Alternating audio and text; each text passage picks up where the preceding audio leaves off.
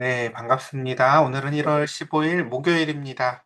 창세기 11장 1절부터 9절, 본문은 짧지만 내용은 많습니다. 자, 자랑이 아닌 부르심 이름이라는 제목으로 말씀 나누도록 하겠습니다. 어, 일단 1절 봅시다. 자, 온 땅의 언어가 하나요, 말이 하나였더라. 이에 그들이 동방으로 옮기다가 신할 평지를 만나 거기에 거류하며 라고 얘기합니다.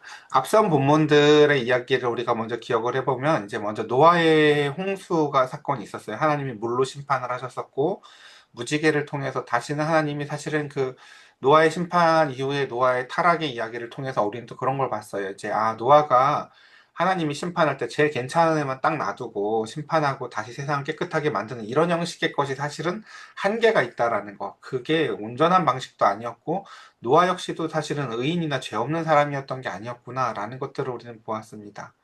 그리고 그 뒤에 이제 그들이 또다시 이제 족보가 등장을 하면서 그 가운데 유럽 지역으로 뭐 이렇게 그다음에 야베 족속들이 그다음에 뭐 아프리카랑 뭐 시리아 이쪽 지역으로 함 족속들이 그다음 그 오른쪽으로 그 가운데서 셈 족속들이 이렇게 쭉 퍼져나가는 지도의 이야기들을 살펴봤고요. 그리고 그때 그들이 퍼져나간 가운데에서 또 다른 한 가지 그림으로 오늘 11장에 이렇게 얘기를 해요. 그때 그들이 그렇게 퍼져나갈 때 제가 지도를 준비하진 않았지만 오른쪽에 보면 샘 족속이랑 함 족속이 사는 경계선 지역쯤의 무리에 신할평지라는 곳이 있거든요. 그 지역에서의 이야기, 누가 누구라고요? 샘 족속과 함 족속의 그 경계 지역쯤에 이제 거주하는 지역의 신할평지라는 곳의 이야기를 살펴보도록 하겠습니다.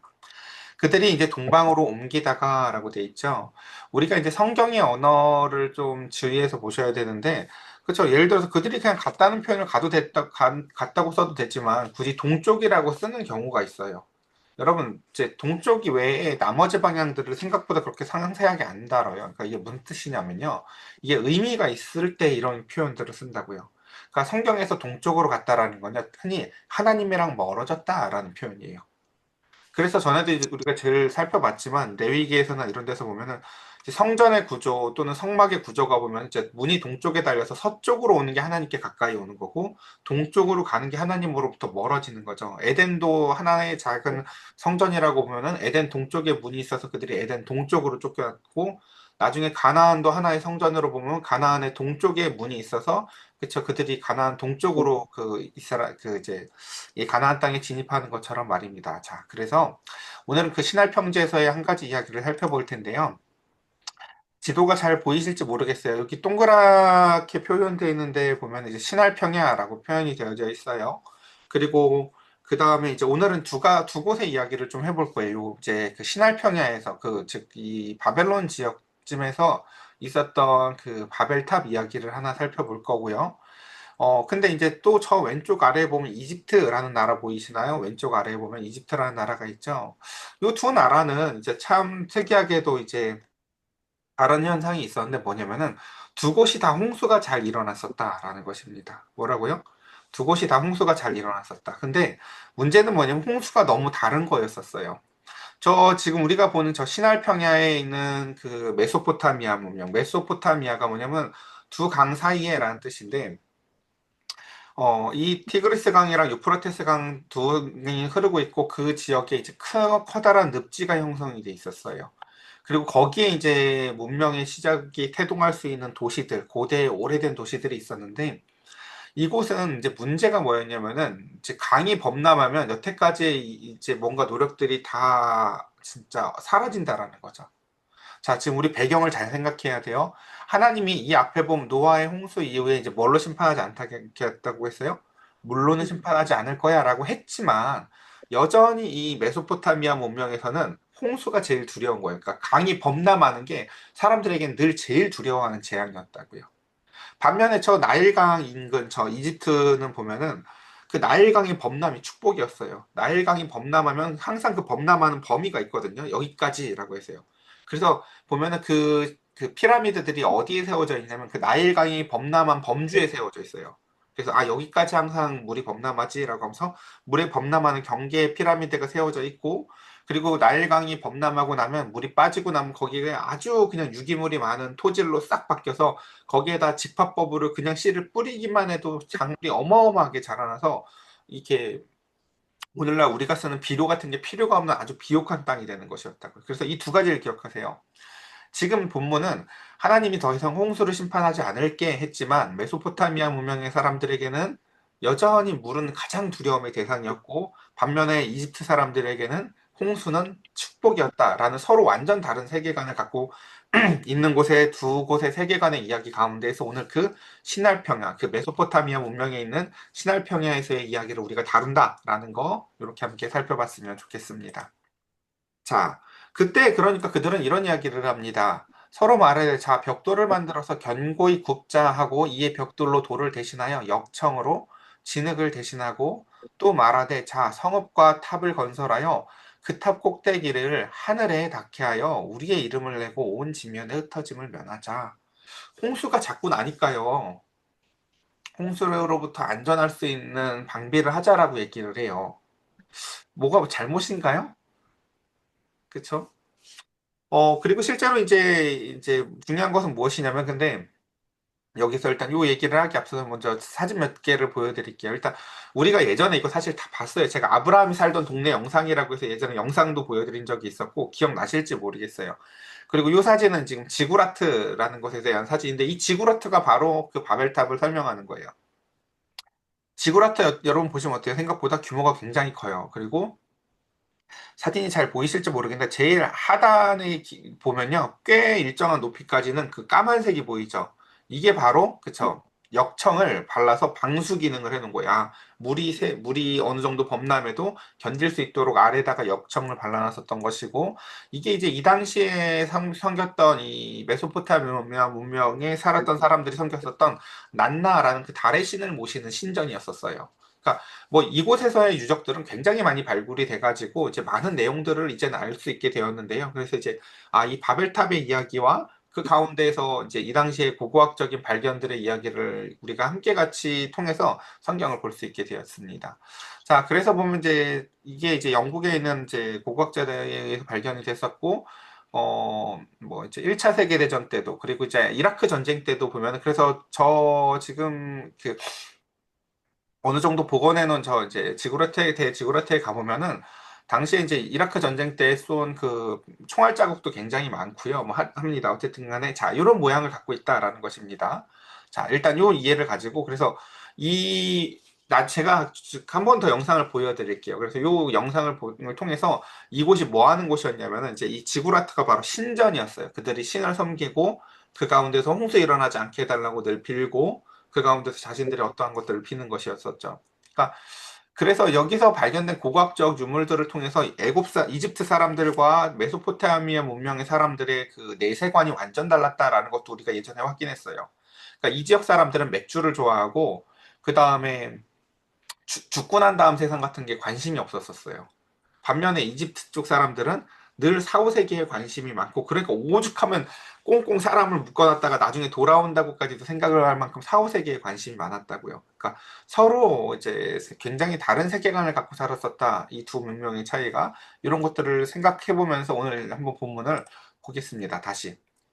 자, 그러니까요. 자, 보세요. 홍수가 자꾸 일어나니까 홍수를 방비하기 위해서 건물을 만드는 게 무슨 죄인가 싶죠. 근데 중요한 건 뭐냐면 성경은 이렇게 얘기를 해요. 너희가 그런 것들을 홍수를 방비하기 위해서 지었다라는 건축했다라는 게 죄라는 게 아니라 건축을 하는 의도가 죄라고 설명을 하고 있다라는 거죠.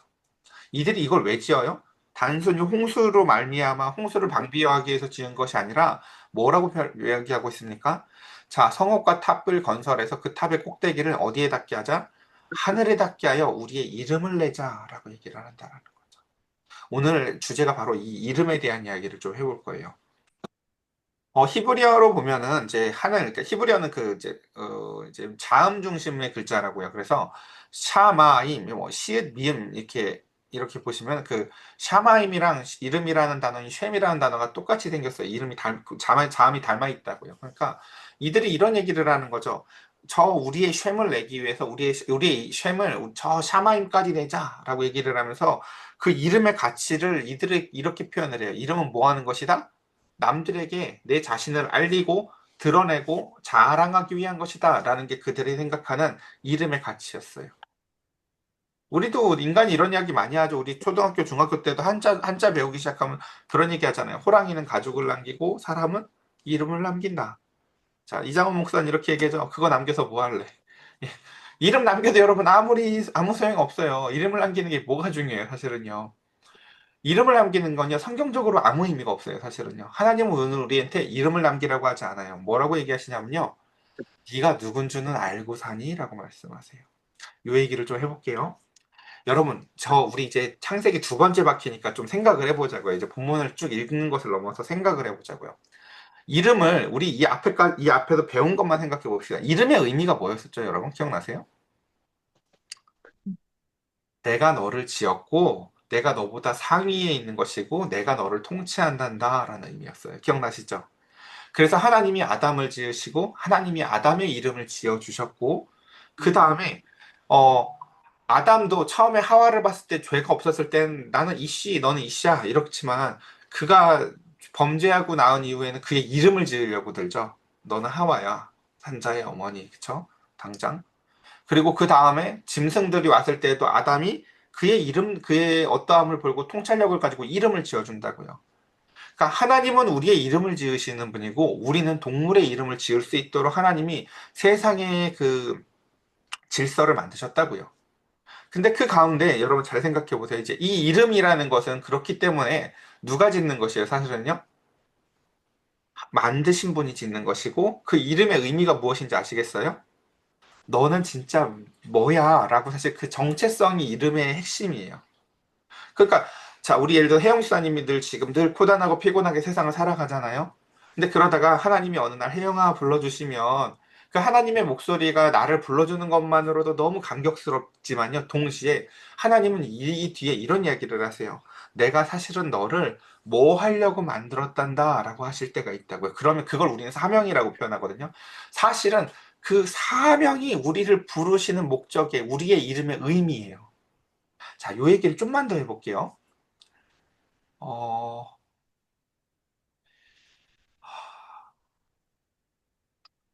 우리의 쓸모, 우리의 어떠함. 하나님이 예를 들면 이런 얘기를 하세요. 예수님이 이 땅에 오셨을 때요. 베드로를 보시고 너는 개발한다? 라고 이름을 불러줘요. 이름을 아람어로 별명으로 바꿔줘. 너 개바야. 라고 얘기죠. 개바는 언덕이라는 거거든요. 내가 이제 네가 그 아름다운 고백을 해서 개바야, 내가 너의 이름, 너의 언덕, 너의 진짜 정체성은 넌 사실은 바위 같은 녀석이거든. 너 성급하고 이렇게 불같고 이러지만 사실은 너는 바위 같은 녀석이야. 넌 개바야. 내가 너의 이름 위에 이 교회를 지을 거야. 라고 말씀하신다고요. 그거예요, 바로 그거. 사실 우리 부모님이 지어주신 이름을 열심히 내가 어떤 공로를 세워가지고 세상에 내 이름을 내는 게 중요한 게 아니라 이름은 그러라고 지으신 것이 아니라 사실은 하나님 내 이름이 뭔가요? 라고 물어볼 수 있어야 되고요. 하나님이 그럼 내 이름은 뭐라고 알려주시면 그 이름은 곧 사명을 의미하는데 너 그러라고 내가 너 만들었어 라는 그 이름은요 깨달아야 되는 거예요. 이름은 내가 뭐라고 살아야 되는지를 깨달아고 지어주신 게 이름이지 이것을 뭐 하나 잘해가지고 내 이름을 어디다 내라고 주신 게 아니다라는 이 이름의 의미를 오늘 꼭 알았으면 좋겠습니다. 그래서 이들의 문제는 바로 뭐였다고요? 그러니까 이것이었어요. 예. 이름을 하늘에 닿게 하자라는 이야기. 즉 이름을 누가 주신다는 것에 대한 인지가 없어요. 우리의 이름은 하나님이 주시는 거야 라는 인지가 없고 지가 내는 거라고 생각을 한다는 거죠. 이름은요. 내가 잘 살아가지고 내는 게 이름이야 라고 생각을 한다는 거죠.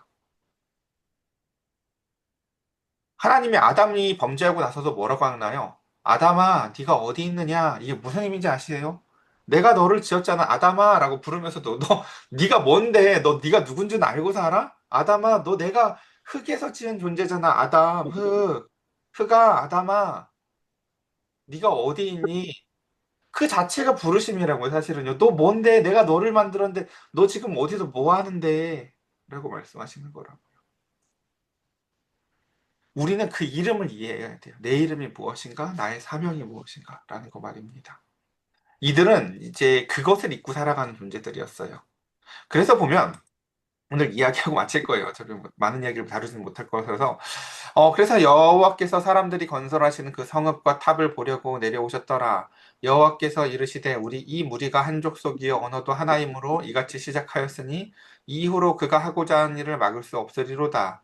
자 우리가 내려가서 거기서 그들의 언어를 혼잡케 하여 그들이 서로 알아듣지 못하게 하자. 이게 히브리어로 쭉 나열해서 보면요. 이게 또 그 동심원 구조를 통해서 한 말들을 반복하면서 글을 기록하고 있거든요, 사실은.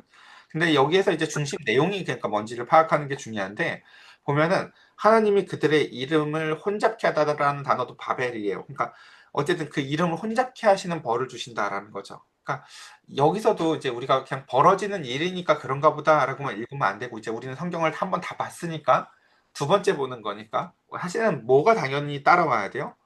불심판이 따라와야 될 자리라는 걸 여기 알아야 돼요, 사실은요. 왜요? 음, 물로 세상을 하나님이 이미 심판하셨었고, 근데 이들이 여전히 뭘 두려워해요? 지금요, 메소포타미아 문명 사람들은요, 물을 두려워해서 신전을 짓는 것도 오케이. 근데 이걸 신전을 짓는 게 문제가 아니라 그것을 자신들의 이름을 내기 위해서 짓는 것을 보시면서 하나님은 이들을 또다시 심판해야 되는 자리에 서 계시게 되었습니다. 그럼 이제 본문을 읽는 독자는 그 생각을 당연히 하게 돼요. 하나님이 또 심판하시겠구나. 근데 이번에는 불로 심판하겠구나라는 것이죠. 근데 우리 오늘 본문을 아침 보시면 알겠지만 하나님이 불로 심판을 하세요, 안 하세요? 불로 심판을 안 한다고요. 이것은 사실 앞에서도 비슷한 장면이 몇 번 있었어요. 한번 앞에서 기억나세요? 하나님이 아담한테 너 이제 죽을 거야 라고 얘기했어요. 근데 아담이 죽어요, 안 죽어요? 죽지 않고 하나님은 그에게 무슨 벌을 주시냐면요. 노동이라는 벌을 주세요. 이건 벌이자 은총이에요. 자세히 보면요. 왜요? 땅을 갈면서 와, 얘 내 말 되게 안 듣네. 내가 하나님 말을 이렇게 안 들었지. 라는 걸 깨달으라고 주신 게 노동이라고요. 여러분 자녀 키울 때 그런 생각 많이 하죠? 여러분들 부모님들이 혹시 그런 말 안 드셨나요? 아이고 꼬셨다. 너랑 똑같은 자식 낳았어. 뭐 이런 거 못 들어보셨나요? 그렇죠? 하나님이 약간 그렇게 우리에게 하시는 거예요. 거봐, 너 벌어먹고 살기 힘들지? 너도 나 안 보고 그렇게 살더라. 라고 하시며 그 가운데서 노동의 고됨을 통해서 우리의 완악함을 깨닫게 하신다고요. 사실은요. 하나님은 벌을 줄 자리에 벌처럼 생겼지만 사실은 은혜인 것을 숨겨두셔요. 거기다가. 이게 하나님의 오래 참으심과 사랑이다라고 우리가 늘 살펴봤었죠. 즉 그렇게 아담에게 죽음 대신 노동, 그 땅의 저항이라는 그 자리에 그를 이끄신 것처럼 하나님은 바벨탑 사건 역시도 불심판 대신 언어의 혼돈이라는 은총을 주셔요. 심판이자 혼돈이죠. 언어의 혼동이 왜 그들에게 그렇게 큰 사건이냐면요. 여러분, 나라나 제국이 커갈 때요. 하나의 언어 체계가 굉장히 중요해요. 시스템이에요. 사실은요. 그러니까 전 세계가 지금도 여러분 그 지구촌이라고 불릴 수 있는 근거가 뭔지 아세요? 다 영어를 쓸 수 있기 때문이에요. 어느 정도 사실은. 언어 체계가 하나로 통일돼 있기 때문이라고요. 근데 그것처럼 그 가운데서 근데 이제 이 언어를 혼돈시켰다라는 것이 그들이 그들 마음대로 세상을 펼쳐나가는데 굉장히 큰 브레이크가 되게 된 것입니다. 그러니까 하나님은 그들을 불로 심판하는 대신에 그 소통되지 않고 깝깝한 가운데 그들이 자신들이 하고자 하는 것이 무엇인지를 다시금 한번 생각해보고 그들에게 다시금 돌이킬 수 있는 은총을 하나님은 주시고 계신 것을 우리는 기억했으면 좋겠습니다. 이 이후로 그래서 하나님은 불심판이 저 아주 작게 보면 소돔과 고모라에서 일어납니다, 실제로. 예. 그리고 하나님은 다시금 이 땅에 오실 때 불로 심판하실 거예요, 분명히. 근데 우리는 그 전에 이것을 기억하셔야 되는 거죠. 그 심판이 이 바벨탑 때부터 유보됐던 거다. 하나님이 진짜 오래 참으시고 하시는 심판이다라는 걸 우리는 기억하셔야 된다는 것입니다. 그러니까 심판의 잔혹함만 보면서 하나님 어떻게 이렇게 심판할 수 있어요?가 아니라 사실은 창세기 11장이면 완전 초창기잖아요. 그렇죠? 저 때부터 하나님은 사실 심판을 유보하셨던 하나님이시다라는 걸 우리는 기억하셨으면 좋겠습니다. 그래서 이제 말씀을 정리해 봅시다. 여호와께서 거기에서 그들을 온 지면에 흩으심으로 그들이 그 도시를 건설하기를 그쳤더라. 그러므로 그 이름을 바벨이라 하니. 그러니까 이 장면이 어떤 장면이에요? 사실은 하나님이 때리시는 대신에 또다시 은혜를 베푸시는 장면. 노아 이야기도 앞에 똑같았잖아요. 그죠? 나와서 그가 술 먹고 벌거벗고 그 가운데서 또 하나님 앞에 연약함을 보였을 때 아니, 일단 그 술 먹기 이전에 그들이 이제 그 심판 이후에 그가 그 가운데서 또 연약함 가운데서 있었을 때 그 하나님은 노아의 가족 노아를 보면서 그런 얘기를 하시지 않아요? 사실은 그 내가 다시는 이렇게 심판하지 않을게 라고 하면서 뭐라고 얘기를 해요? 사람이 어려서부터 악하니까 이라고 해서 여전히 심판해야 될 이유가 그들에게 똑같이 남아있음을 이야기하시면서 하나님은 스스로를 이 땅에 부려넣기로 작정하시는 것을 우리가 보잖아요. 그렇죠? 너무 또 공감 가지 않아요? 예를 들면 집에 그저 변하지 않는 자녀를 보면서 그래 엄마가 더 예수 잘 믿을게. 뭐 그쵸 구조가 여러분 그런 겁니다 이거. 예, 억울해하지 마세요. 그러니까 그런 것들요. 이걸 왜 나만 해야 돼요? 왜 나만 우리 교회 와가지고 나만 이렇게 듣고 내 남편이 이대로인데 왜 이걸 나만 해야 돼요? 그렇게 이상하게 생각하지 마세요. 하나님도 하나님만 했어요 이걸요 평생. 예. 하나님도 하나님은 혼자 자신을 꾸겨 넣으셨다고요. 너는 이거 변하기 어려운 것 같다. 그럼 내가 너한테 또 맞출게. 하셨던 게 하나님의 성품이었다고요. 그래서 이 모든 것들에 대해서 그러므로 이름을 바벨이라니 이는 여호와께서 거기서 온 땅의 언어로 혼잡케 하셨습니다. 여호와께서 거기서 그들을 온 지면에 흩으셨느니라 라고 하며 그 가운데 이 이야기에 이제 너무 재밌는 게 많지만 다 뛰어넘어서 마지막으로 넘어가 보면은 이 모든 그 이제 언어의 혼잡의 저주가 언제 역전이 돼요? 바로 사도행전 이상에서 보면은 불심판이 일어나지 않고 계속 유보되고 이 땅에 심지어 예수 그리스도께서 이 땅에 오시기까지 하잖아요. 그렇죠? 불의로 심판을 하는 게 아니라 예수님이 이 땅에 오셔서 뭐라고 했는지 기억 안 나세요? 내가 이 땅에 불 던지러 온가 이것들아 막 이런 식신다고요. 그렇죠? 그리고 예수님이 죽으시고 부활하시고 나서는 드디어 이 땅에 진짜 불이 임해요. 오순절에 그들이 마가의 다락방에 있는데요. 불이 혀처럼 갈라지는 게 그들 위에 임하면서 그때 나타났던 놀라운 은총이 뭐냐면요. 세계 각국에 있던 서로 다른 언어를 쓰는 사람들의 언어가 하나로 들려요. 이 바벨탑의 저주가 역전되어지는 장면들을 우리가 보게 되어지죠. 그것처럼 오늘 말씀을 이제 정리해 봅시다. 첫 번째 우리는 꼭 그것을 먼저 기억을 했었으면 좋겠습니다. 이제 말씀을 정리해 볼 텐데요. 하나님이 우리에게 이름을 주신 이유가 무엇인지를 꼭 기억했으면 좋겠습니다. 이름은 우리의 부모님들이나 혹은 옛 조상들이 얘기했는 것처럼 열심히 잘 살아가지고 내는 것이 아니라 하나님이 우리를 불러주시고 하나님이 우리를 무엇을 위해 지으셨는지를 깨달아야 되는 것이 바로 이름이다라는 걸 기억하셨으면 좋겠습니다. 그래서 하나님, 이름을 드높이는 사람이 아니라, 이름을 내는 사람이 아니라, 하나님이 나를 이름으로 불러주셨을 때 그 이름을 깨닫는 사람 되게 해달라고. 개바야 라고 불렀을 때, 내가 내 이름 위에 하나님이 교회를 짓겠다고 하시는구나. 내가 그 반석과 같은 삶을 살아야 되는 거구나. 라고 하며, 겸비하고 단단한 삶을 살아야 되는 자신의 사명을 깨닫는 베드로처럼, 그 가운데 그래서 베드로한테 이렇게 얘기해 주시거든요. 젊었을 때 네 마음대로 살아졌지. 너 나중에는 끌려다닌다. 남이 하자는 것만 평생 하면서 살게 된다. 라고 하며 근데 그 존재됨 그의 그 사명과 존재됨이 그의 지으신 바였다라는 것을 우리는 깨닫게 되는 것처럼요. 저와 여러분들의 이름 우리가 지금 이렇게 주고받는 이름뿐만 아니라 사실은 그 뒤에 있는 사명이 무엇인지를 깨달아서 우리 한 사람 한 사람의 진짜 쓸모가 무엇인지 하나님이 주시는 부르심과 사명이 무엇인지를 깨달아 살아나가는 저와 여러분들 되시기를 간절히 축복합니다. 우리 시간 함께 같이 기도합시다.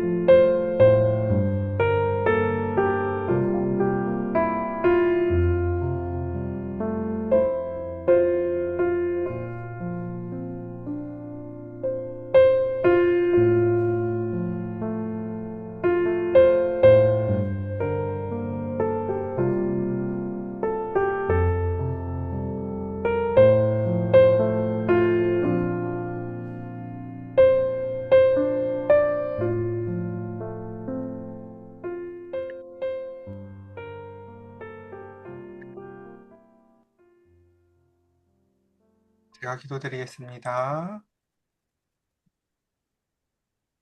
땅의 저주로 말미암아 이 땅에서 먹고 사는 것이 참으로 고단하고 피곤하고 힘들 때가 많습니다, 하나님. 그 가운데 내가 너무 작은 것 같고, 내가 못난 것 같고, 내 힘이 너무 연약함을 깨달을 때도 많습니다. 그때마다 나의 작은 가운데 이름을 내고 또한 이름을 드높이고 싶은 욕망들도 발견할 때들이 있습니다. 하나님은 그때마다 무릎 꿇은 우리들에게 이와 같이 말씀하시는 것 같습니다. 너의 자금이나 너의 연약함이 결코 너의 부족함이 아니라 너는 나의 쓸모이고 나는 너의 쓸모란다 라고 말입니다. 우리 사랑하는 성도들 세상에서 유명해지고 세상에서 무엇을 잘해서 이름을 내는 것이 자랑인 삶이 아니라 그 존재적으로 우리 한 사람 한 사람이 하나님에게 존재적 쓸모이고 또한 하나님이 우리에게 쓸모가 되어 주셔서 우리에게 사명을 주시고 내가 널 왜 지었는지 내가 너를 얼마나 사랑하는지 그 사랑 자체가 바로 우리의 쓸모임을 깨달아 하나님과 서로 사랑하는 삶, 하나님의 뜻대로 세상과 이웃과 함께 같이 살아가는 삶 살게 하여 주시옵소서. 우리 주 예수 그리스도의 이름으로 기도드렸사옵나이다. 아멘.